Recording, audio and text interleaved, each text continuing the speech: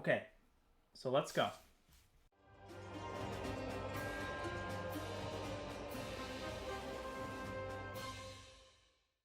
Okay, so we got Felix Bernas, 1672, who plays the Scandi.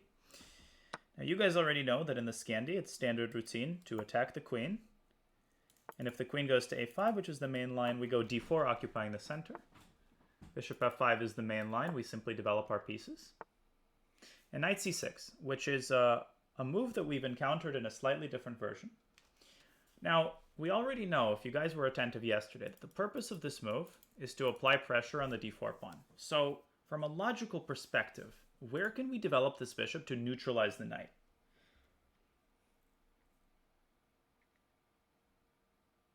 Yeah, bishop b5. Also remember that if he castles long, he's liable to get his pawn structure completely ruined with bishop takes c6. So this is a good example of dynamic development. We tailor our development based on what our opponent does, rather than kind of put our head down and develop our pieces to squares that just look nice regardless. Normally, if black plays c6 here, the bishop would come out to c4. But specifically here, it's a good idea to come out to b5. Okay, so already black is in trouble. Actually, this is a bad move. And yeah. And a move like bishop d7 with singular Jupiter would signal to us that it's time to punish him for this. So how can we apply some heat, add some Tabasco sauce to the position? How do we add some Tabasco sauce to the position? Yeah, absolutely. We can go d5, and this is justified because we've got 3 pieces developed. He's got only 2. His king side is undeveloped, and his queen is kind of stuck in mud here. So, whoa, knight takes d5 pre-move. So he's got to go knight b8, otherwise we're going to take his... Yeah. So, okay. Now let's figure out what we should do here. Now, we can take his bishop, but then we help him, right? We help him redevelop his knight, which doesn't make much sense. The great thing about where his bishop is right now is that it's actually going to stop his knight from coming out to a good square. So the correct move, in my opinion, here would be something that a lot of people would struggle to play. And as I've said before, people struggle to play retreating moves, but retreating moves can be absolutely indispensable. So let's just drop our bishop back to c4 or d3. I like bishop c4 because it keeps the d5 pawn nice and protected. If we'd gone bishop d3, maybe he would have developed his knight to f6 and attacked the pawn. So he goes queen c5. Now, instead of just meekly dropping the bishop back, we can ask ourselves, can we perhaps defend this bishop and make a useful move toward our development? And we actually can. We can go queen e2. That x-rays his king. We prepare bishop e3 and long castle, and we defend the bishop on c4. So the move, yeah, so let's go bishop e3, attacking the queen with tempo. And then, basically against any move, we're going to complete our development by castling, and now we are ready to move in for the kill. Because he's not going to have enough time to complete his development. Just watch. Let's see what he does. My guess is that he's going to probably play g6. No, knight a6. So what does he want with this move? He probably wants to castle long. Now, the first possibility, of course, is to take on a6. But, you know, I'm not sure that it's worth taking this pawn because it opens up the b file for him. And he can perhaps mount some counterplay against our king. So we got to ask ourselves instead, how do we prevent him from castling here? Is there an active move that prevents him from castling? And I'm looking for a subtle prophylactic move. A nice prophylactic move that's also an active move, regardless of the fact that it's prophylactic. Very good, guys. The move is knight e5. If he castles, we can either play bishop takes a6, crushing him, or knight takes f7, crushing him. So when you're stopping your opponent's threats, you want to also make sure that you're doing it in a way that's not like, you're not going out of your way. Okay, so choose your poison. Let's actually just do this first for the sake of simplicity. Now, queen takes a6 is very tempting, but it actually mates with bishop to queen to b7. So I wouldn't burn that bridge just yet. Let's play knight takes f7 first. Let's see how he plays. If he goes rook g8, see now, ladies and gentlemen, if we play knight takes d8, at least he gets an exchange for the queen. So we play queen takes a6 so that after he goes queen b7, we can take his queen. But the point is not to trade queens. The point is that we are able to take the entire rook and then evacuate our knight, and the game is over. Does that make sense? And look at this pawn, also freezing his development entirely. He's going to try to fianchetto, but, I mean, doesn't matter what we do here. It's just over. we can do a bunch of different things. Let's play it simple. Let's just double rooks on this open file and win the game. Man, I'm feeling pumped after that match. Good day, good day. So he wants to get his knight to d6. And, you know, I call this a gate move. It's like he tries to close the gate, and we got to get this rook to a good square before he closes the gate. What do I mean by that? Where can we put this rook? Where can we put this rook? No, but the gate, okay? The gate is closed along the d file. Of course, we can go rook a4, we can go like this. But I call this slipping through the gate, right? We've slipped through the gate. Now, the knight on d6 doesn't bother us because this rook on d7 combines with the knight to cause tremendous harm to black's king and black's pawn. Okay? So this is just winning.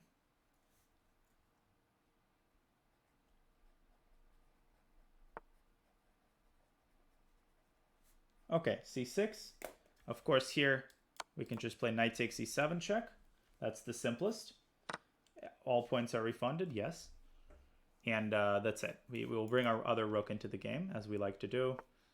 Okay, let's just trade and go rook d1 and promote this pawn on e6. Just go e7, rook d8, and win the game. We can actually just remove it.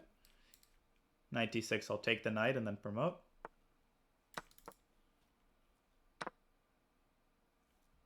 Mayweather. All right, my friend, I think it's time to resign. What do you think you are, Andrew Tang? Yes, good. So, nice. Yeah, so basically a very simple game. We developed our pieces. He played knight c6, which is a very poor move. Bishop b5 is the key. d5, basically closing him in. And then the glue move was bishop c4. See, this move is what people really struggle to play at the approximate 1600 level. Because you know, you associate retreating moves with something bad. Right? A retreating move means that something has gone wrong. But that absolutely is false. And you can see that it's a retreating move in name only because we are basically leaving him unable to develop his queenside pieces in any adequate way. And not to mention the fact that he hasn't developed his kingside. Chess.com refunds the point. So queen e2 to defend the bishop. Now, I want people to understand why the move b3 is not good. Can somebody explain to me conceptually why b3 is not good? Now, in this specific position, it's fine. But there is a specific concept here that I want everybody to fully understand.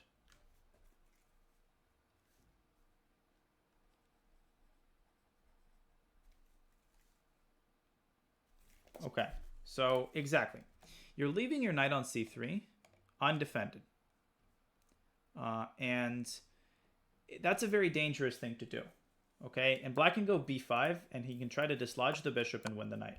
Be very careful about leaving your pieces undefended on squares where they're accessible to your opponent's pieces. Now, queen to d4, Beast Slayer, would not be good because it trades queens. And here in this position, you want to preserve the queens in order to be able to attack. Why would you want to attack? Because you're ahead in development. The rest was very straightforward, literally just taking all of his pieces. Okay, next game. This was very simple.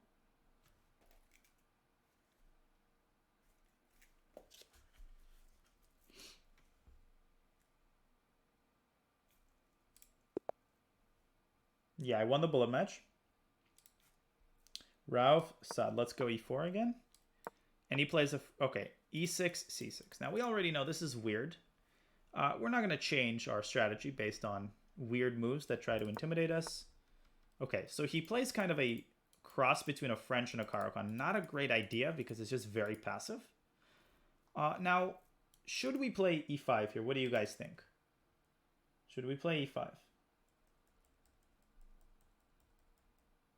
Some people say yes, we can. But it's actually not a good idea. It's actually not a great move. And after the game, I will explain in detail the two reasons, and I'm just writing all this down, sorry, why it's not a great move. Should we take on d5? Definitely not, because that allows him to recapture and vacates the natural development square for the knight. So we're going to do nothing. And he takes. Great. Look at how nice our knights are. Where should we put this bishop? Should we put it on c4? What do you guys think? D3. Absolutely. We shouldn't put it on C4. Then it would be biting at granite. Knight F6. Now we can take the knight. We can also not take the knight. It doesn't really matter. We can drop the knight to G3. Or we could support it with Queen E2. There's a lot of ways to do this. Let's play it very simple. Just take it. And how should we solidify this pawn? What would be the best way of solidifying this pawn? Now remember the key principle, which I always share, which is that you want the piece of least value to do a particular task. So you have a choice between bishop e3 and c3. Which piece should you delegate the task of defending a pawn? It should be the pawn, building up a nice pawn chain. Now black's bishop is very weak. Now I want to introduce you guys to a version of the Greek gift sacrifice, which a lot of people are not aware of. Now the Greek gift sacrifice I won't talk about at length in the interest of time, but you guys can see the elements of the Greek gift in action. What is the problem here? Why can't we take on h7 and go knight g5? Obviously, black has a bishop that controls the square. So what can we do to take the g5 square under control first in preparation for the Greek gift sacrifice? And this is a attacking technique that everybody should be familiar with. h4. Let's see if he actually spots. Nope. Beautiful, guys. This is our first Greek gift sacrifice. Bishop takes h7. And I'm going to do some interesting research after the game. Knight g5. Now, what was the purpose of h4? If he takes on g5, what are we going to take with?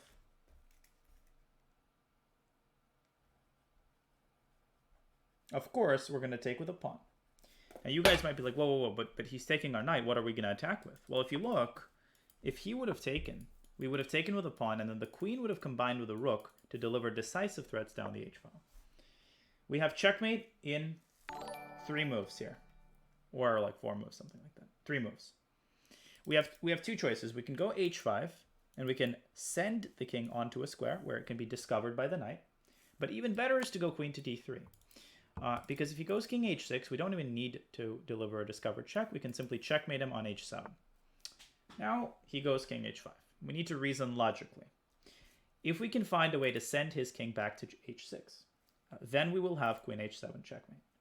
But if we can find a way to send his king forward, let's say to g4, then we're going to have queen f3 checkmate. Of course, the move is g4.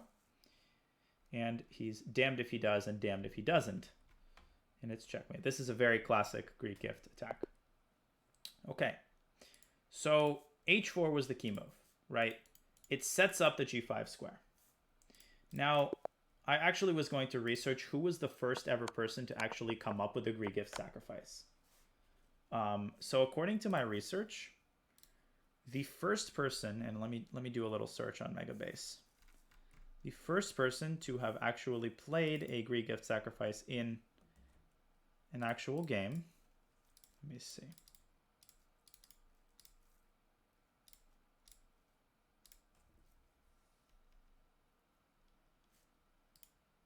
Greco. Gioacchino Greco. 1620.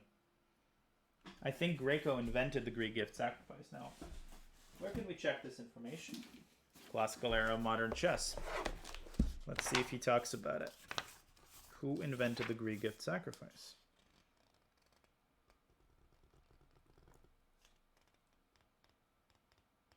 Or the Trojan horse sacrifice? Probably under S, sacrifice.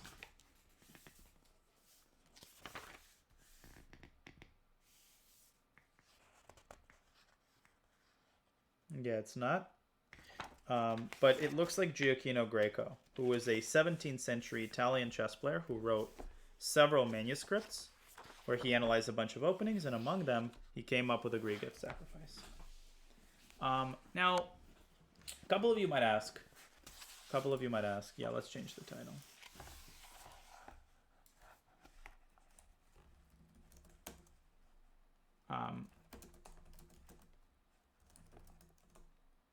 Speedrun. Yes. Now, a couple of you might ask after h4. Now, let's say the black sniffs this out and goes h6. Can anybody propose now a way that we can start to develop the attack on the king side? There's actually 2 possible moves. And then we'll dial it back and I'll explain why not e5 in the opening. So knight g5 is possible, but he can actually not take the knight. He'll just ignore the knight. So the first is to attack with a pawn. Now the pawn on h6 is what's called a hook. A hook is a pawn that has moved from its original spot and is located near the king. A hook can be used by your pawns or by your pieces to open up the king side in an easier way. And you can do that by simply advancing to g5. Okay? So that's number one. Number two is called building a battery. And you can do that by playing bishop c2, followed by queen to d3. Now, why is the inclusion of h4, h6 in white's favor? Watch. Let's say that black develops his knight, and you go queen d3. You're threatening checkmate on h7. Black has only one plausible way to defend against this, which is what? Well, black technically has two ways, but really only one way to stop the queen from coming to h7. That is the move g6. But here's the thing. Look at this pawn very carefully, guys. We can capture it. Not only can we capture that pawn, we can use the h-pawn as a battering ram and shatter the other pawn. Black loses. And if you compare that to the immediate bishop c2, then after g6, it is true that you can play h4 now, and you can try to use the same pawn as the same battering ram. The pawn on g6 is a lot better protected. So h4 is good not only because it sets up the Greek gift sacrifice, but even if it is stopped, black must make concessions on his king side, which you can then use by building a battery. And if I were actually playing black here, what would I do? Black's position is already very bad. But I would probably, let me think. Yeah, no, this position is very, very bad for like maybe g6, I don't know. No, black's position is extremely difficult, folks. There is one thing you can try. There's a trap you can set. You can try to go queen to d5. Now, what is the purpose of this move? Let's imagine the white now takes on h7, plays knight g5, king g8. And how is the Greek gift usually followed up in this position? Obviously, queen h5. And why did I put a queen on d5? Can anybody tell me? What is the purpose of queen d5? What move does black now have? This is often missed in Greek gift sacrifices. The fact that you can actually defend the square on h7, you can play queen to f5. And then black's queen comes around to g6, and the attack evaporates. So that's actually a way that you can defend against the Greek gift. You can allow the knight to get to g5 and the queen to h5, and then you can either place a bishop on this diagonal or a queen and defend the h7 pawn. Okay, hopefully that makes sense. Now the only thing I wanted to point out here is why the move e5 is bad. It's not that it's bad, it's just that black has already spent 3 moves moving his pawns. So from a purely logical perspective, we want to keep the center as open as possible, and e5 closes it up, which lessens the impact of black making crappy moves in the opening. The second thing that I want you guys to notice is this. This is a pawn chain. Does black usually, well, not does black, but when your opponent is a pawn chain, do you want to attack the tip of the pawn chain or the base of the pawn chain usually? By Nimzovich's principle. Now, not always, but generally, the base. Now, what can you tell me about can black attack the base of the pawn chain? Can black attack the base of the pawn chain? And if so, how? Yes, with c5. And here's the problem. In such positions, white wants to be able to play c3 in order to defend the base of the pawn chain. Here, believe it or not, the knight on c3, as natural as it looks, actually obstructs the pawn from coming to c3, which means that white's pawn chain collapses. Not a disaster, right? You can take, big deal. But, you know, now the pawn on e5 is weak, and now black has good development for his pieces. So in positions where you have this kind of pawn chain, with a pawn on e5 and a pawn on d4, you usually want to make sure that you can play c3 in the event that black plays c5. Okay, but that's a secondary thing. The primary thing is that I want to keep the center as open as possible. So remember, you don't always have to react to some sort of move by your opponent. You can just continue developing. You can do nothing. Okay? And hopefully that makes sense, guys. We took c3 to defend the pawn, and h4 to set up the Greek gift sacrifice.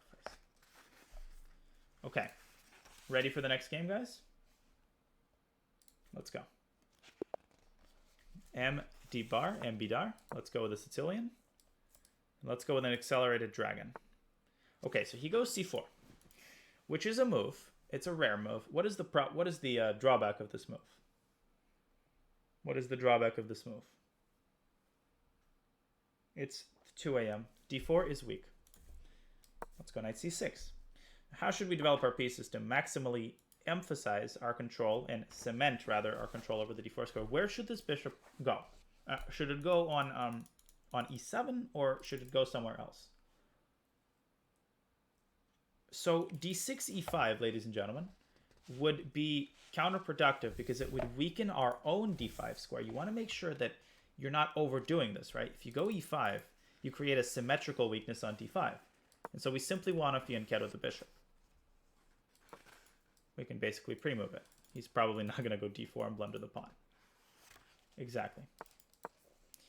Now, we go bishop g7, then we're going to go d6, and we can go knight f6. Another way of playing here would be e6, knight g7. That's the Botvinnik setup.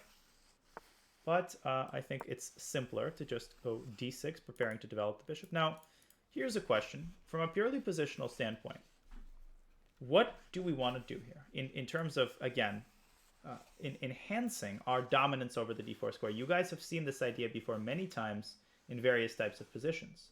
What should be our plan here? Our next two moves. Pin the knight, and then what do? And then take the knight, because now we enhance our control over d4.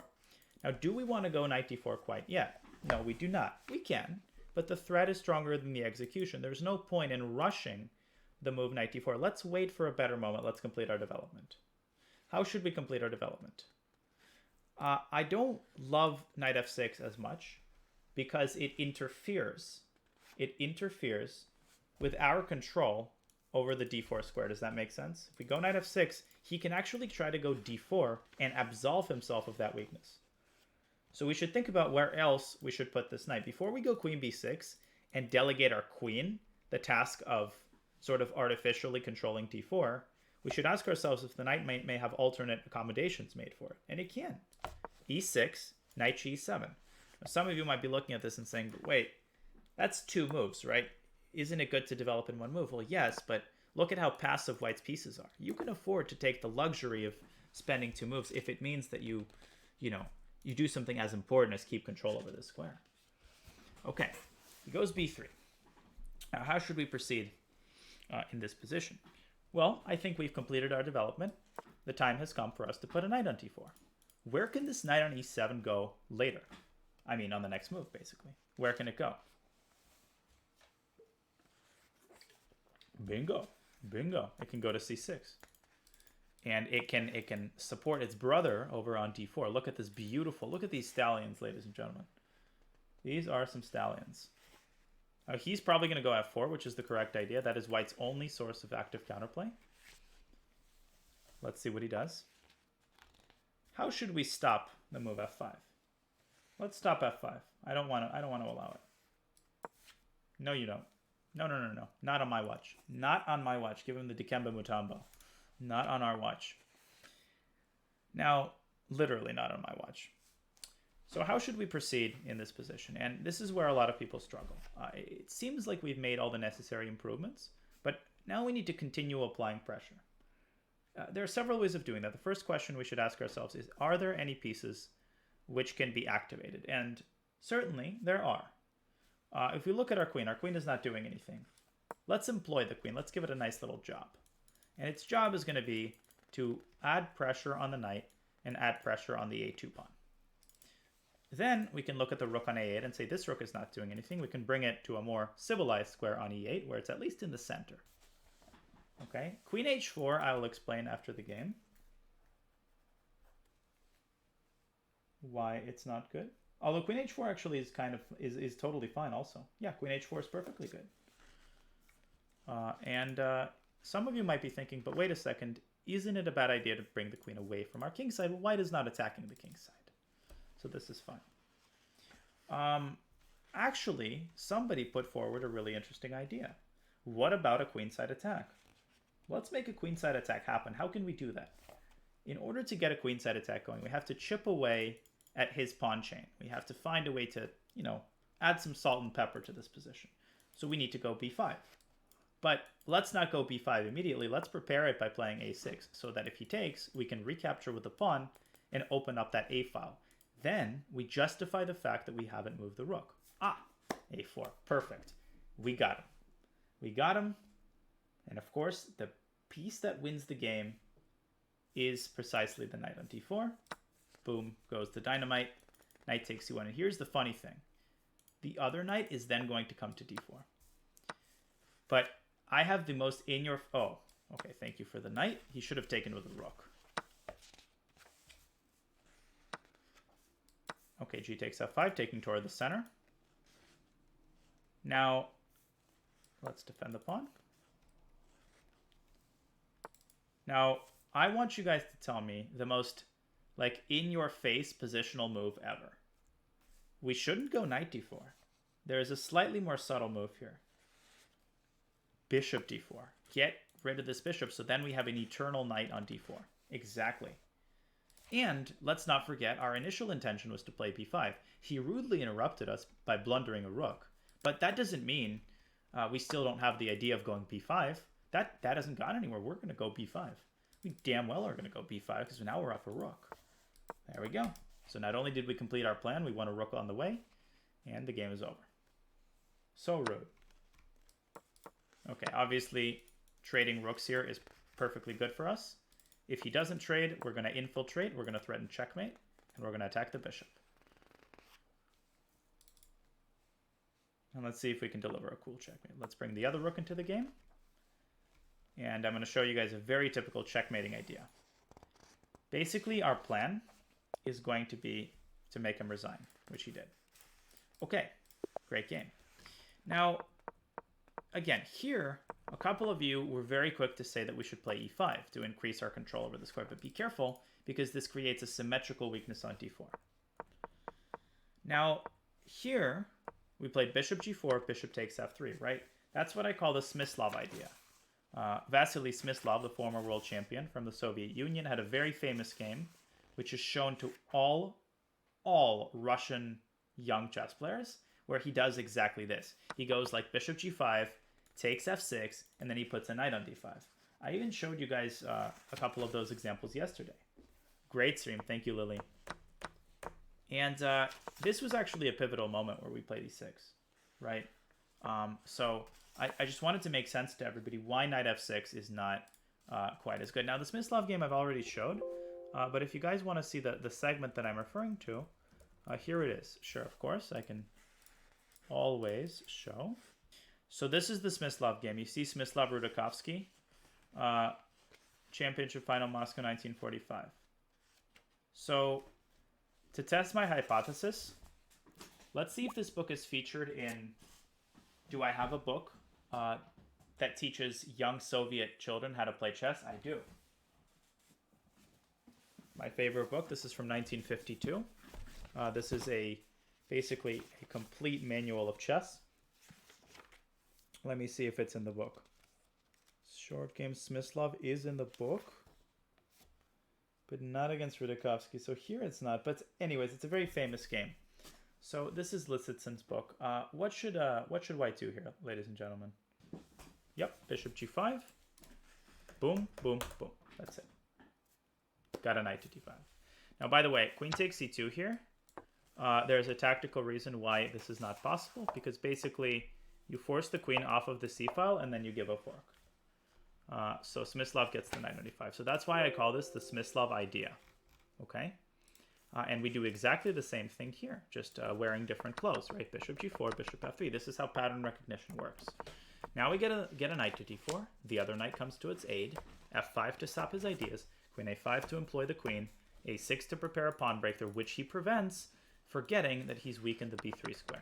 Now we literally take everything, complete our plan, get the rook to the second, get the other rook into the game, and he resigns. Okay. Any questions about this game? Could you discuss queen h4 instead? Yeah, so queen h4 would also have been possible.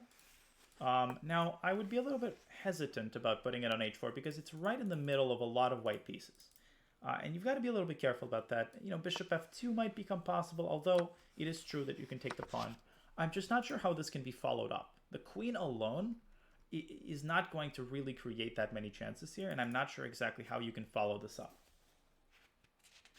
Can I show the mate I talked about? Sure. So let's say he does this. Basically, the mate I talked about, nothing extraordinary. Black to play in this position. Black to play in this position. Very simple. So rook e2. Yeah, rook e2 and rook takes e2. And knight both defends the rook and takes away the only possible retreat square. Okay? So that's the entire idea I was going to show. Very important, continue to look for mating nets even in the endgame. Do not forget to do that. After knight d4, if bishop takes, do we take with the bishop, asks Malcolm Tucker. Yes, Malcolm. So basically, of course, we take with the bishop. Nimzovich makes the rather gruesome analogy to a dentist, right? A weak square, he says, is like a cavity. And the reason you don't usually take back with pawns in such situations is because that's like voluntarily taking your opponent to the dentist and paying for his cavity being filled. Pawns aren't very good at occupying weak squares because they don't really do anything. It's exactly like a dental filling, according to Nimzovich. I didn't invent this analogy. Now, bishop takes d4. You guys might be like, but wait a second. Didn't we want a knight on d4? Well, yes, but eventually we're going to get a knight on d4, and the bishop is the next best thing. The bishop is beautiful here as well. Does that make sense? Now, am I saying that it's always a bad idea to recapture with a pawn? That a pawn is always bad at occupying weak squares? Absolutely not. I can give you guys many exceptions to the rule. Sometimes, for example, you take back with a pawn and you vacate or you cement your control over another weak square. There's exceptions, but basically this is quite a firm rule. When you have a weak square, you want to make sure that pieces occupy that square, not pawns.